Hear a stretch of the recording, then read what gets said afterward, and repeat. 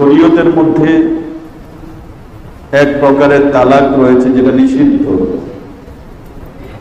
একসাথে এক টাইমে 3 তালাক দেওয়া এটা বিদআত। এটা শরীয়তের পরিপন্থী তরিকা, এটা কোনো সুন্নত তরিকা না, এটা আল্লাহ পাকের তরফ থেকে প্রদত্ত কোনো তরিকা না। একসাথে 3 তালাক দেওয়া এটা বিদআত। পিরিয়ড অবস্থায়, স্ত্রীর পিরিয়ড অবস্থায় তাকে তালাক দেওয়া সেটাও বিদআত। একসাথে 2 তালাক দেওয়া সেটাও বিদআত।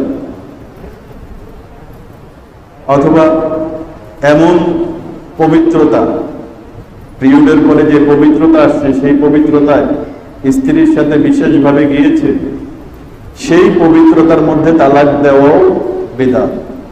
এখন যদি কেউ বেদাত হওয়ার পরেও, শরীয়তের নিষিদ্ধ তরিকা হওয়া সত্ত্বেও যদি কেউ এইভাবে এই পদ্ধতিগুলোতে তালাক দেয়, তো তার তালাক কার্যকর হবে কিনা?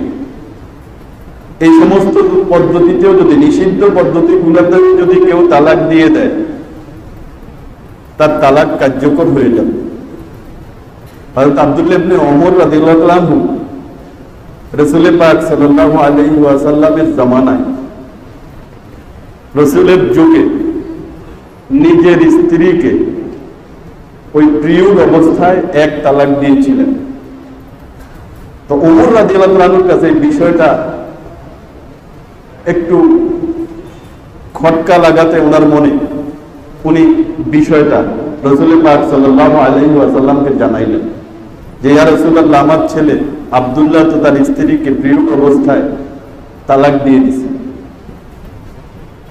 তখন রাসূল পাক সাল্লাল্লাহু আলাইহি ওয়াসাল্লাম ওমর রাদিয়াল্লাহু আনহুর মুখে এই ঘটনা শোনার পর অত্যন্ত রাগান্বিত হলেন যে এটা তো নিষিদ্ধ তরিকা, এটা তো নিষিদ্ধ পন্থা।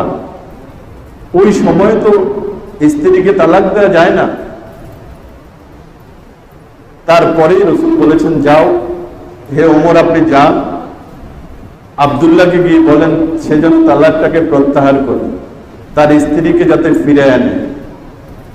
তো আমরা আগেও আলোচনা করেছি শরীয়তের বিধান যে 1 তালাক অথবা 2 তালাক পর্যন্ত প্রত্যাহার করা যায়। স্ত্রীকে আবার প্রত্যাহার করার অর্থ হল স্ত্রীকে ফিরায় নেওয়া যায়। তো ওই ঘটনার প্রেক্ষিতে, ওই ঘটনা হওয়ার পরেও আল্লাহ রাসূল আব্দুল্লাহ ইবনে ওমরকে হুকুম দিয়েছেন যেন সে তালাকটাকে প্রত্যাহার করে স্ত্রীকে ফিরায় নেয়। তো দেখেন, তো এখানে রাসূল পাক সাল্লাল্লাহু আলাইহি ওয়াসাল্লাম তালাক প্রত্যাহার করার কথা বলেছেন, স্ত্রীকে ফিরিয়ে নেওয়ার কথা বলেছেন। তালাক যদি পতিতই না হয়, তালাক যদি কার্যকরী না হয়, তো ফিরিয়ে নেওয়ার অর্থ কি? প্রত্যাহার করার অর্থ কি? ওই অবস্থায় তালাক দেওয়া নিষিদ্ধ, এটা বিদআত। কিন্তু কোন লোক যদি এটা করে বসে, তো তালাক কার্যকর হয়ে যাবে। এবং আল্লাহ রাসূল এও বলেছেন যে তাকে ফিরিয়ে নে এবং তাকে তার কাছেই রাখো।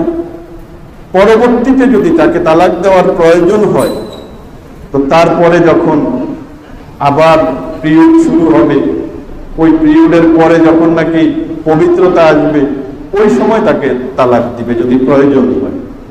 তো দিতে হবে পবিত্র অবস্থায়।